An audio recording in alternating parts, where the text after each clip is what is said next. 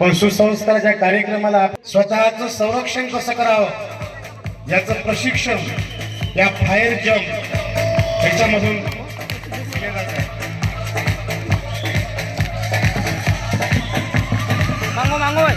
Hello hello आवाज वाढवायला नाही, तो आवाज कमी करायचा बॉक्स।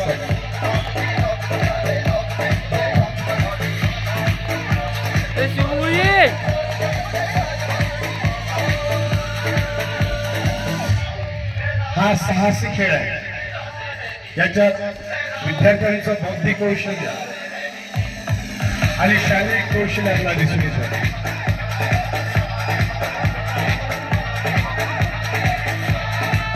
या 4-5 दिवसाच्या या ट्रेनिंग मध्ये या विद्यार्थ्यांनी या फायर जम्प या ठिकाणी सादर केलेला आहे। शुभम सगळे गुरुजी व जवळपास सर्व शिक्षकांनी या फायर जम्प हा सर्वांचा आवडीचा विषय असल्याने सगळ्यांनी यामध्ये सहभाग दर्शविला।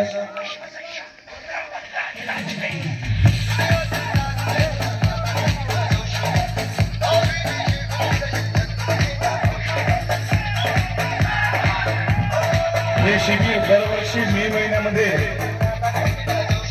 1 ते 2 तारखेला दरवर्षी होते। पुढील वर्षी आपण सर्व पालकांनी विद्यार्थी जास्तीत जास्त संख्येने यासाठी शिबिरामध्ये आणावे ही आग्रहाची विनंती आहे। हे शिबिर संपूर्णपणे लोकसहभागावर चालते, त्यामुळे सकाळचा नाश्ता आहे, दुपारचं जेवण आहे, दुपारचा नाश्ता आहे, संध्याकाळचं जेवण आहे, अनेक दानदाते मिळतात। परंतु या सुसंस्कार शिबिरामध्ये दान केले जाते अन्नदानाचं महत्व, हे जे 100 यज्ञ आपण केल्यानंतर मिळते त्याचं फळ या यज्ञामध्ये मिळते। म्हणून सर्व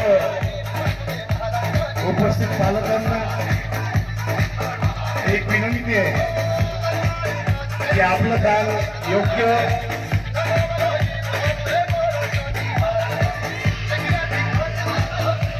ठिकाणी जावं, यासाठी आपण सर्वांनी सहकार्याची भूमिका ठेवावी। ज्ञानदीप ठाकरे कावलीनुसार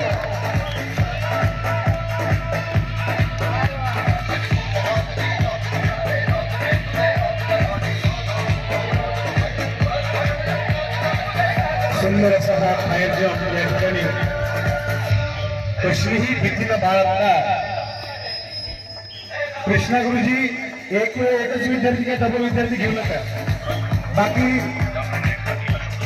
यानंतर मी गोपालजी भोग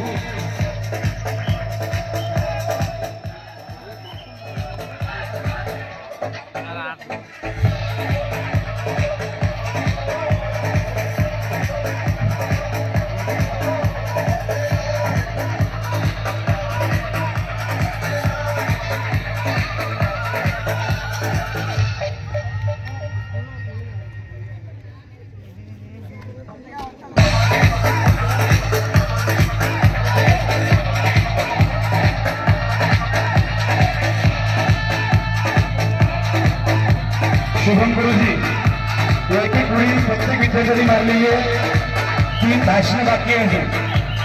पालकांना बाहेर गाडी जायचं आहे, तरी सर्व विद्यार्थ्यांनी